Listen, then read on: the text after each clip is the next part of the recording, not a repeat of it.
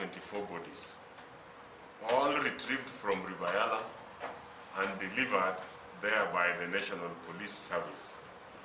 All these bodies remained unidentified and unclaimed at the mortuary until a few days ago, when this issue stirred public interest and attracted the attention of families whose relatives have been missing, some of whom have since come forth and laid claim to some of the bodies pending forensic determinations.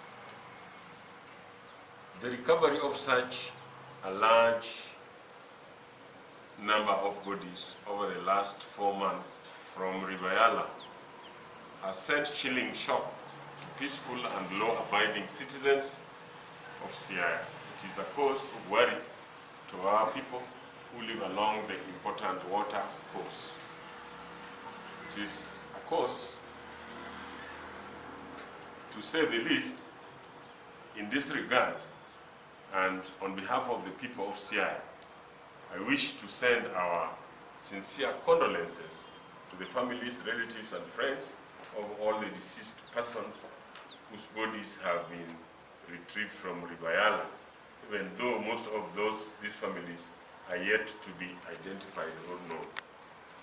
Ladies and gentlemen, arising from the manner in which these bodies ended up at our mortuary, I wish to inform families and relatives of the deceased persons, as well as the general public, that the legal custody of these bodies rests in the National Police Service, while our hospital merely has possession for preservation purposes.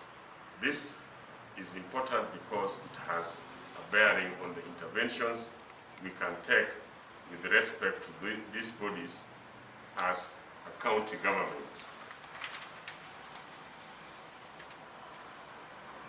Can I strongly appeal to the national government through its investigative agencies to carry out in-depth investigations in order to unravel the circumstances under which these bodies ended up in the river, and where criminal culpability is established, then the perpetrators of the despicable, heinous crimes be brought to book through our criminal justice system.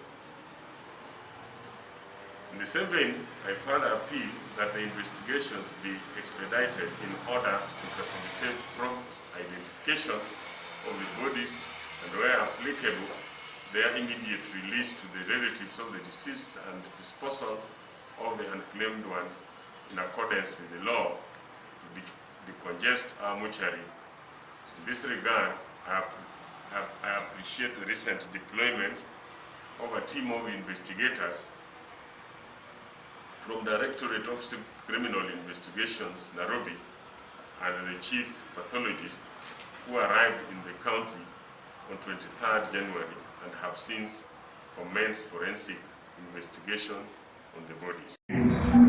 And so I'm asking the MPs, the current sitting MPs, and also those aspiring candidates in those particular areas to come out and help us in mobilizing people to register as voters.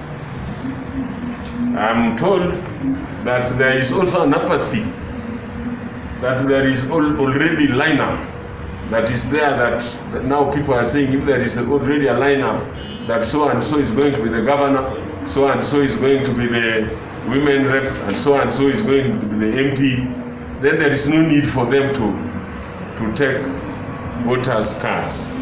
I want to reiterate here that in talking to Raila Amolo Odinga, Raila tells me the party has no particular people that are going to be preferred. This thing is going to be by, finally it will be, nomination on the ODM will be by consensus, right? And consensus will only be upon people agreeing. And finally, if they don't agree, then it will be through universal suffrage. That means The members of ODM will be given opportunity to elect the people that they prefer. Uinjire kuseko uinjire. Niongea hiyo kwa Kijaluo tena. Awi injo ni